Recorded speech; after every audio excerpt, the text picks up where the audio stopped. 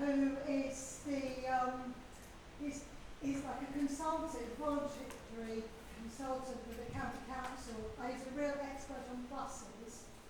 Lee has been working for some time on proposals to bring in franchising for buses in Somerset.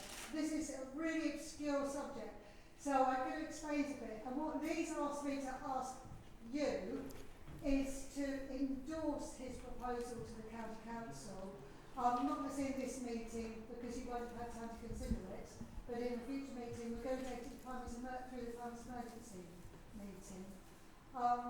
So franchising is what happens currently in London and in Manchester, and we know what it's done for Manchester and for the Mayor of Manchester. So yeah, we back it. It could be really great for your future.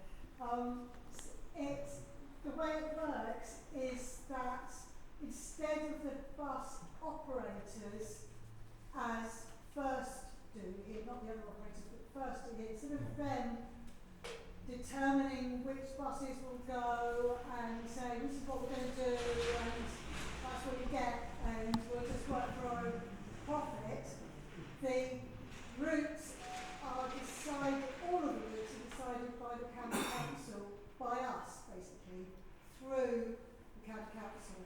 And what Lee has worked up is an amazing proposal that actually includes local representatives deciding on routes and so forth. And I've passed out what I asked Lee to just really condense it down to something you could read on A5 because there's no way I could have authoritatively told you how it works. So I've given that to you, so you please peruse that at your own leisure. But also because Lee and also Emery, who was involved at the beginning of the training, he's just got an incredible head for timetables. And so Lee is actually a bus professional. He works in Brittany. He sorts out all of their buses and the bus train connections and so forth. They've worked out timetables for all of Somerset, including the 668 going all the way to the airport, the train link route that we wanted. He's been a real ally on that.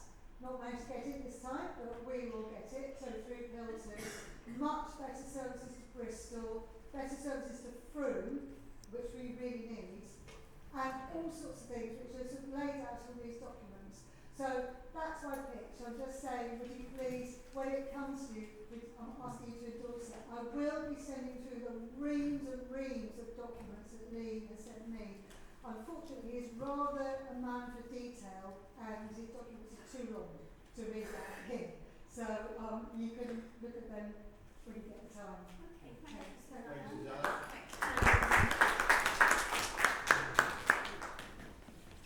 Okay, thank you. And then next we have Lela, who's Glastonbury. Can you hold on? Wait.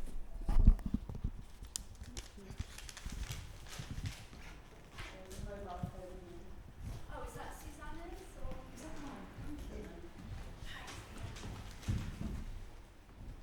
Yeah, hi everyone. Hi. I'm Lela, one of the people of Glastonbury. I would like to start off by saying that the 3-minute speeches for the public is not enough time to present a valid argument of any detail or other technical nature. For this reason, I usually, when I come and do my 3 minutes talk, I always, in fact not usually, maybe this time not, but always follow up with a written version, which is subsequently emailed to all of you, in case you were unable to grasp the subject matter as it is compressed into the stipulated 3-minute time frame. I come here every month in order to hear the public speakers and to film them, so that their presentations can be shared with the many people of the town who have expressed an interest in hearing the opinions, successes or concerns of their fellow townsfolk, who they may or may not know personally. Many people are unable to attend your monthly meetings here due to childcare, mobility issues or pressures of daily life, or for whatever reason, and they are unhappy that despite the repeated requests, the 3-minute presentations of the townsfolk are still not included in the public YouTube videos. These requests can be seen on YouTube under the under your own video of your meeting, as well as other platforms, and have been reiterated also at the annual Open Town meeting. and those requests have been ignored and continue to be ignored up till now. Just because people may speak on topics with which some of you or some of the public may disagree is not a fair reason to exclude public speakers from the public ear. People make a great deal of effort to present well-researched, reasonable and valid discourses at these meetings, and in the interest of transparency and for the highest good, these speeches should be available to all. If you are not in agreement with the speeches of the people, rather than pulling the misinformation card and sweeping the public comments under the carpet, there should be the opportunity for open debate and logical discussion in order to seek clarification and solutions. For me, that is what democracy is about. I have one other point to add this evening. I noticed that item 8 on this evening's agenda includes considering a recommendation from the Town Management Plan Working Group. I am aware that creating a town management plan is on the advice of the World Heritage Site consultants. Kindly let the local people know how they can join this working group, when and where it meets. Where are the minutes of these meetings? Thank you very much for listening. Thank you. Lela, would you be emailing what you've said in so that we can... If you want, I will, yeah. Yeah, sure. I normally always do. I just thought that this was a bit more, less detailed, let's put it that way. Yeah. Thank you. Thank you. Thanks so much. You're amazing. Okay, thank you. And then our last speaker tonight is Carol. Carol, please.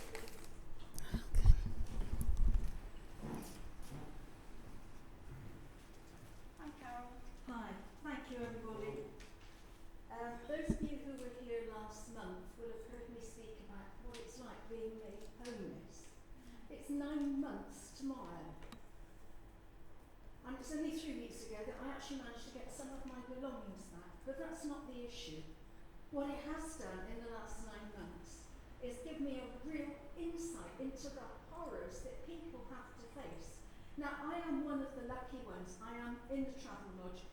The staff are fantastic, I can't fault them. There are challenges with food and just having a kettle, so my health is deteriorating and whatever else. So anyway, that's not the issue that I'm here to talk about. The fact is, I think Glastonbury could lead the way nationally with making some major changes. Now, I know that building houses and planning and all that is expensive and time consuming. But I remember my favourite uncle. I used to go and see him when I was a child with family, and he lived in a prefab, and the prefabs were built after the Second World War. And you can now get, I've been following this around the world with different countries that are doing things. Some people can turn homelessness around in 48 days. They are either having prefabricated homes, they are having 3D printed homes. Now there's a lot of disused space in Glastonbury, for example down by the bakery, behind the boarding, that could be utilised. What I'm suggesting is that, I know a couple of years ago you had Julian House come and talk about using shipping containers and so on St Edmund's car park. The idea was good, but possibly the placement was not right. What I'm suggesting is that we look into collectively creating something like a Glastonbury Garden Village. And we use shepherd's huts. They're much more attractive than caravans. You could engage people in helping to construct them, being part of the community to create a lovely environment that is a social, interactive community where everybody helps everybody else. You could do the same sort of thing on land that floods by putting flotation levels on. And buildings could actually be positioned on flotation levels, a bit like boats on the canal. They would move with the water. There could be places put on stilts. There's a lot of areas of land that could be used. Now, if you look back into Glastonbury's history, we've got the lake villages. We had Wellesley Tudor Pole's silent minute after 9 o'clock at night that went around the world. You had Dion Fortune being very instrumental in the Battle of Britain. All these things seem to come from this place, and everybody knows for all the wonderful, weird and wacky stuff that goes on, there is something special and sacred about it. Now, whether or not that comes from ley lines or whatever else, I don't know. But it has been in the past a magical place. It could be again. So that's my suggestion, and as Synchronicity had it a few weeks ago, I met the MP, and I had a very brief conversation with her, and I think she would be very much in favour of this. And I think the new Prime Minister, who's pledged to get rid of rough sleepers, I don't think how you might think about doing that, but hey, there's another story there somewhere. But there is a way that we can actually maybe lead the country into how we can actually do something collectively that would really make a difference. And I'm just going to finish up with saying that we have a building in town, the Tribunal. Whether or not it was ever used as a tribunal, but I think it would be good to bring that back so that we resolve issues and differences when they originate and not months later, putting people like me in this position and others. But I'm just going to go back to the caravans and so on. It's not the caravans so much that's the problem, it's the people who don't have homes, and moving them on just moves the problem somewhere else. So Yeah. we have got Exactly. a NIMBY attitude, not in my backyard, I get that. But maybe we can be binders. Let's bring beauty into my backyard so that we can create something magical and special. And by giving people who haven't got somewhere official to live, or they're at risk of their home suddenly being towed away and their possessions going with it, and believe me, I know what that is like after the last few months. They can co-create something magical and be something that they can contribute to be part of a bigger plan, and it gives them a purpose to be. So that's my piece. Thank you, Caroline. I think, yeah, we are thinking very, very hard with the Town Council and also working with Somerset Council to think about solutions and different possibilities.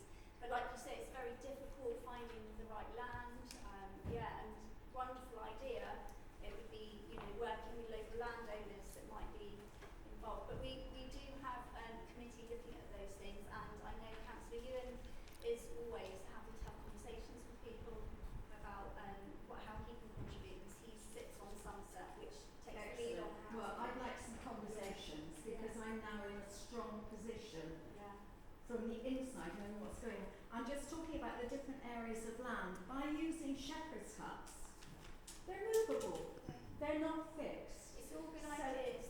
you could have a piece of land for a period of time and so on. So, Thank you. Would you like to light our unity candle for us? I would, and it's ironic that 2 years ago I started the Peace Park project in town. And believe me, that's a bit of a challenge to keep the peaceful part in this.